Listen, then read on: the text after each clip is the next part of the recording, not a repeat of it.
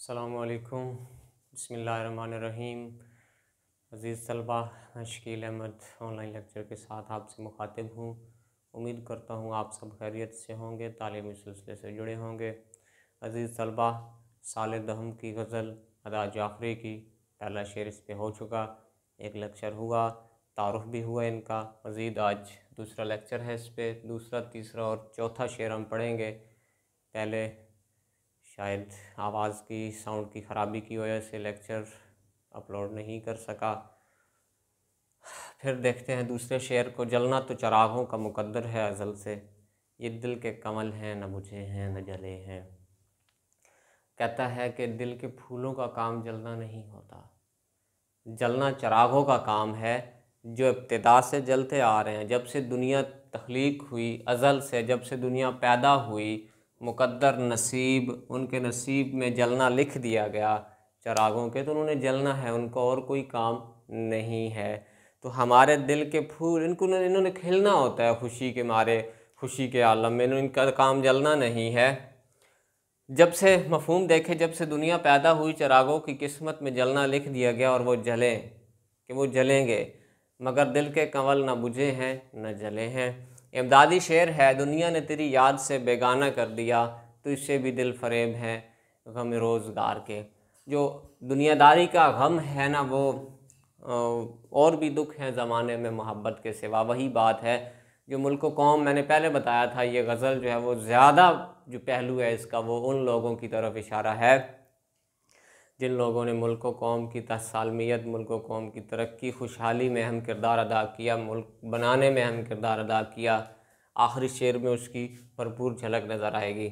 नाजुक थे कहीं रंगे गुलो बुए समन से, रंगे गुलो बुए समन मुरक्कब अतफ़ी है और वाव हर्फ अत्फ़ होता है। जज्बात के आदाब के सांचे में ढले हैं।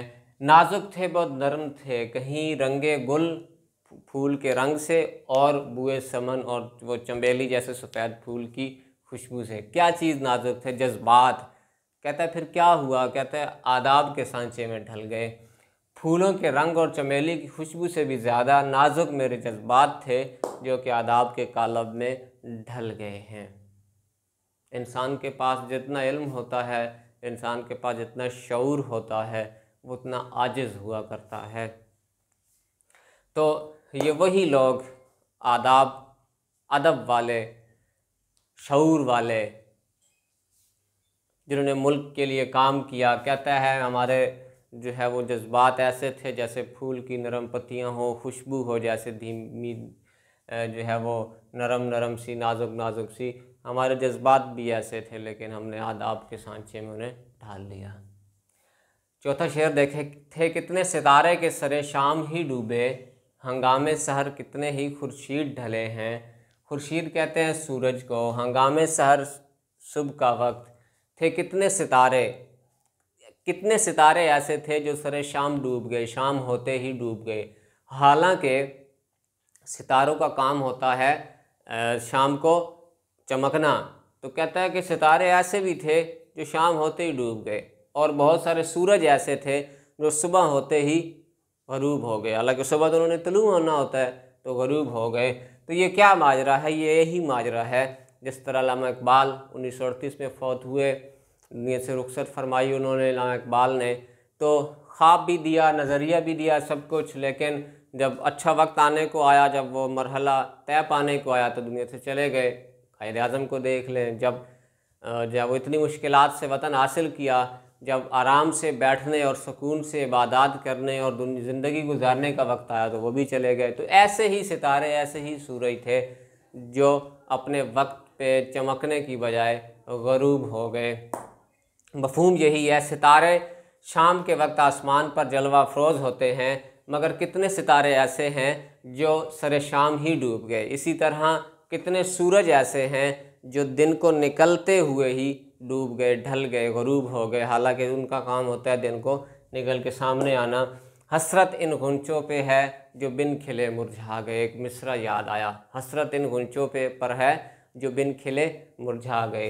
इमदादी शेर के तौर पे लिखें, दुनिया अजीब मरहला बेसवात है, दुनिया अजीब मरहला बेसवात है, हर एक ज़ी रूह को आखिर ममात है, कुल्लु नफ्सिन ज़ाइक़तुल मौत। हर जी रूह ने, हर चीज़ ने जिसमें जान रख दी गई, उसने आखिर जाना है, उसने आखिर मरना है। तो अज़ीज़ तलबा, ये था दूसरे, तीसरे और चौथे शेर के हवाले से लेक्चर। मज़ीद अगले अशार के साथ इंशाल्लाह फिर हाज़िर होंगे। तब तक के लिए अपना ख्याल रखें, हंसते मुस्कुराते रहें, खुशियाँ बांटते रहें। अल्लाह हाफ़िज़।